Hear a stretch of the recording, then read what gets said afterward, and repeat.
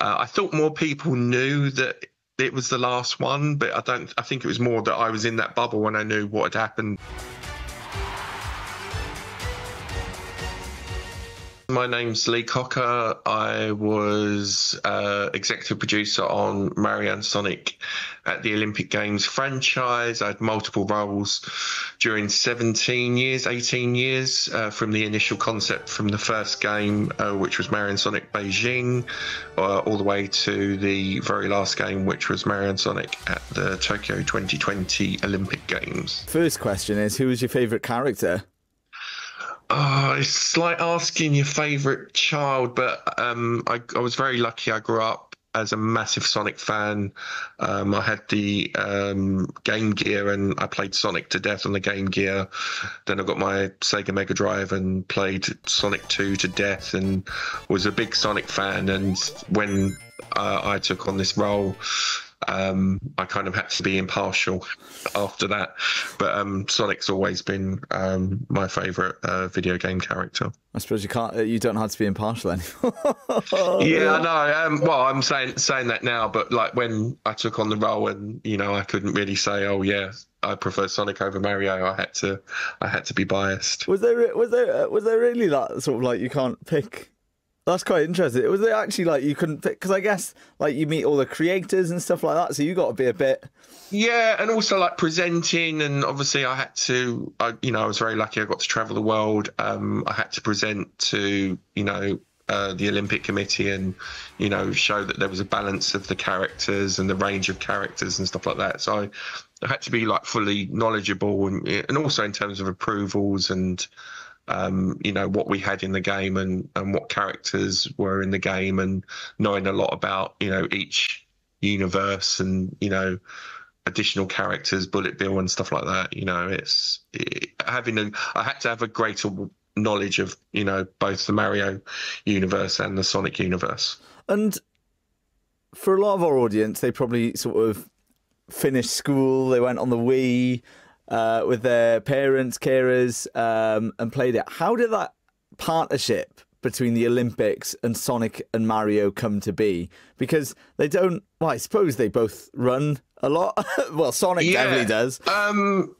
From my memory, way back, I think it was about 2006, 2007.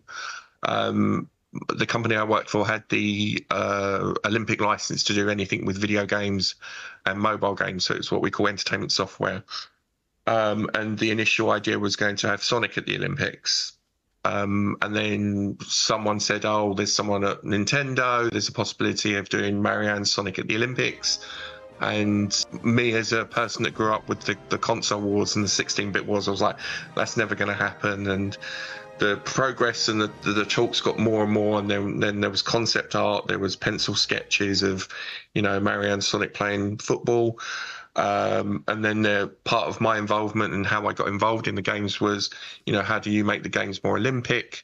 And my son, who was quite young at the time, was playing a game, and I saw him reading what was on the loading screen of a game, and I was like, oh, that grabs the attention. So I said, oh, would it be good to have like Olympic trivia? And I did some mock-ups with, Sonic and Mario with speech bubbles. Did you know tug of war used to be an Olympic event? And my boss liked it. We presented it to the IOC. The IOC liked it. Nintendo and Sega liked it. It was educating kids through about the Olympics through the video game characters, and that's how I got involved from the initial thing, and then it just became a thing, and I had to keep it secret for ages, and was waiting for the first trailer to drop on that. And it went huge. Like I think it's sometimes quite hard to remember just how big. Like every family, probably most families, I know not everyone is into sports, but most families probably had a copy in their living room alongside their Wii. Yeah, I think I said it to you when we spoke on the phone. It was the perfect storm. It was, two of the most iconic video game characters coming together at the Olympics. And it was on the Wii. The Wii was the new Nintendo machine that, had gestural gameplay, so it was physical gameplay. and that it brought the consoles back into the living room. You know, everyone had their consoles in their bedrooms, kind of thing. But the Wii became the family console, and it was a perfect storm. And it just, you know, people competing in the 100 meters and doing the javelin and stuff. It was, you know, it was really. It was the perfect storm, and that was why it went on to sell about 26 million copies. And did it maintain those amount of sales throughout, or was it sort of Beijing that was really the big one that stood out? It did do well. I don't know all the exact figures and stuff, but it was always you know, we didn't release during the Olympics. We released usually about a year before, so there was a lot of sales leading up to that. But it was a very successful franchise, and obviously but it also depended on, you know, what console it was on. Obviously it went to Wii and then Wii U, and obviously the Wii U wasn't as popular as the Wii, and then obviously the last one being on the Nintendo Switch, which was Tokyo. And this time round there isn't a Sonic and Mario or a console game. Is that disappointing for you? You know, I know the license lapse and all that, and people are well within their right to choose a different supplier, but a lot of people are asking, why isn't there one? Well, this is the not of a shock to me. It was like, obviously I put the tweet out, and the reason why I put a tweet out to say, you know, Tokyo was the last one. I thought more people knew that it was the last one, but I think it was more that I was in that bubble when I knew what had happened, that the license had moved on. The IOC had taken the license and gone with another partner. So I thought it was more public knowledge, and that was, you know, but a lot of people were asking, a lot of people were suspecting that there was going to be a Paris 2024 Mario and Sonic game. And would I have liked to have seen a Mario and Sonic Paris game? Yes, I would have done. But I also think, you know, we bookended it in Tokyo, you know, the mecca of video games and the home of Mario and Sonic, you would argue. So it kind of, you know, finishing it there, you know, was really, really good. But, you know, what I always liked about Mario and Sonic and working on it is introducing new sports, and, you know, seeing skateboarding, sports climbing and surfing that we got into Tokyo. This time around in Paris, you know, not many people know, but breakdancing is an Olympic sport this year. And, you know, how good would it have been to see, you know, Mario and Sonic doing breakdancing? I think it's called breaking is the actual technical term. But, you know, seeing Bowser spinning on his shell or something, you know, a lot of the new sports, in my head, I see, you know, the characters, I kind of build the game in my head. And, you know, it would have been great to see. And obviously the success of, you know, the Sonic movie, you got Sonic 3 coming out this year. And then obviously the success of the Mario movie. You know, it would have been great, but, you know, I understand that, you know, the license has moved on, and we kind of, as I said before, bookended it with Tokyo 2020. And who do you think would be the best character at breaking? Oh, that's a good one. That's a good question. Who do you think? Shadow, kind of any, you know, Bowser. So you think breaking's a bit of an evil sport? Yeah, it would have been crazy to see some of the character animations for, like, you know, Eggman or Dr. Robotnik. That would have been, you know, long legs, you know, that would have been crazy seeing him spin and stuff. But yeah, no, that's, you know, seeing what new Olympic sports that come along, you know, it would have been great to see the characters doing the new sports. And obviously, you know, Paris has got a lot of attention this year, and, you know, everyone's in the Olympic spirit, which is always good. You could have even had a secret character, Snoop Dogg. Yeah, that would have. Yeah, I keep seeing him everywhere. Yeah, but it would have been. Yeah, it would have, you know, introducing. The other thing, we always try to add, you know, new characters, and, you know, there was always boss events and stuff like that. So it would have been good to increase the, you know, the character roster. Yeah, and obviously they signed in 2021, which I wasn't aware of until I did my research, with a mobile games company, and in particular about NFTs. Do you think it was sort of... 2021 NFTs were massive back then, but now they've kind of died off. Do you think it was a sort of spur? No, I don't want to call it spur of the moment. They clearly had a business plan and stuff like that, but NFTs aren't massive anymore, really. Yeah, it's an interesting debate. We kind of had a feeling that the license wasn't going to be renewed after Tokyo, and my personal understanding of it was that it was going to bring, because obviously we did a lot of the approvals ourselves as a company and approving all the assets and approving all the marketing and materials and stuff like that. Obviously, it still had to be approved by the International Olympic Committee, but they were going to take it in-house and look at other partners.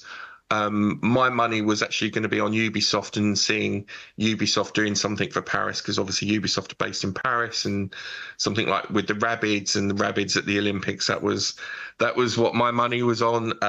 I didn't know which partner. It was only later on, after I'd moved on in my career, that I realised that they'd done the new deal with the mobile partner. I think they're based in San Francisco and South Korea.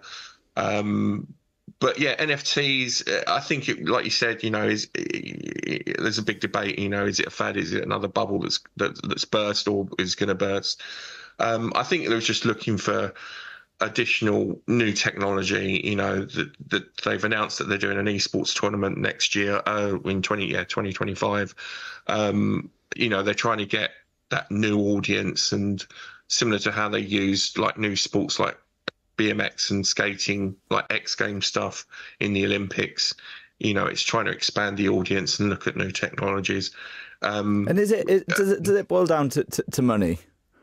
I do think there's an element of money, because obviously I've seen a few YouTube videos discussing, since I said that Tokyo was the last one, I've seen a lot of YouTube videos, and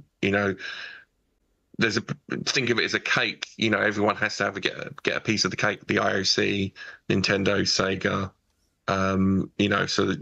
If they're doing it with another company and there's less rights, there's less. They get a bigger percentage. So I do think there is. You could argue that the element is more money for the International Olympic Committee. And we've seen the cost of games skyrocket in recent years since, well, the economy, everyone's economy went to pot. Do you think that comes down to it? Because I can't imagine it being cheap to make sort of Sonic and Mario at the games. No, and there's always the games are increasingly, the increase in technology, PlayStation 5 and moving forward, the game budgets are almost, bigger than massively more than movie budgets. And you've got to make that money back. So again, with Mario and Sonic, it does cost a lot to make that kind of game. So obviously they've got to recoup that cost. But again, links to, releasing early, getting the initial marketing out and then getting the initial sales. And then when the Olympics happen, it's almost like a reheat marketing campaign of the games. The Olympic Games are on, and you have that big 2-week period of getting massive sales, because, the Olympics are everywhere, in the newspapers, on TV, social media. So, it's that boost in sales. And I might be wrong, but there hasn't been that much marketing for the mobile game. Do you think it's the wrong direction of travel? Maybe you don't want to comment on that, but no, I'm happy to comment on it, and obviously this is my own personal opinion.